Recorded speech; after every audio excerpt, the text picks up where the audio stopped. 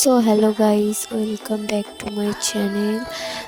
আর আজ যেহেতু সানডে, তাই আজ সব কিছুই ছুটি, তাই আজ বাড়িতে আছি। তাই প্রথমবার আজ ডিমের তরকারি রান্না করব। তার জন্য প্রথমে ধনে পাতাগুলোকে কুচি কুচি করে কেটে নিলাম। এবার পেঁয়াজগুলোকে কেটে ছাড়িয়ে ধুয়ে সেগুলোকেও কুচি কুচি কুচি করে কেটে নেব।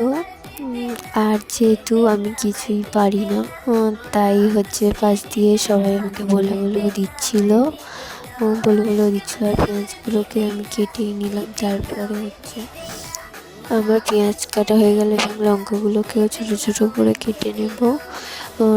কেটে নেওয়ার পরে আলুগুলো যে যার মতো পরিমাণ মতো কেটে নিতে হবে। তা আমি আলুগুলো ছাড়িয়ে কেটে নিলাম। আলু কাটা এখনও চলছে। আলু কাটা হয়ে গেলে এবার ডিমগুলোকে আমার দিদা ভেঙে দিল, কারণ আমি ডিম ভাঙতে পারিনি। এবং ভাঙা শেষে আমি তাতে লঙ্কা,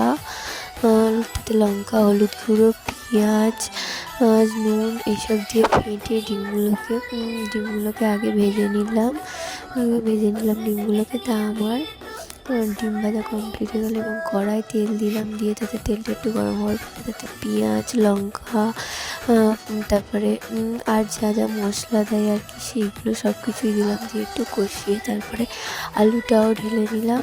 দিয়ে আস্তে আস্তে আমি খুন্তি নাড়ছি, যেহেতু রান্নার ব্যাপারে আমার কোনো আইডিয়াই নেই। তারপরে তাতে টমেটোগুলো দিয়ে একটু নেড়ে তারপর কিছুক্ষণ বাদে তাতে জল দিয়ে সামান্য পরিমাণে হবে, আরও কড়াটাকে নাড়তে হবে। তারপরে তাতে নুন দিয়ে, আর এই নুনটার কথাই আমি প্রতিবার ভুলে যাই, মানে রান্না করলেই নুন দেওয়ার কথা মনে থাকে না। তারপরে জল দিলাম, দিয়ে কিছুক্ষণ ফোটার পরে তাতে সেই ভাজা ডিমগুলো দিয়ে দিলাম। তারপরে একটুখানি ঢাকা দিয়ে কিছুক্ষণ বাদে নামিয়ে নিলে হয়ে যাবে। যেহেতু আমার তরকারিটা এখন ফুটছে, তার যদি ভিডিওটি ভালো লাগে বন্ধুরা একটা লাইক করুন, শেয়ার অ্যান্ড সাবস্ক্রাইব করে দিতে ভুলবেন না। আর অবশ্যই আমার তরকারিটা হয়েও গেল। আর যেতে যেতে হার মহাদেবটাও বলতে ভুল। ওকে।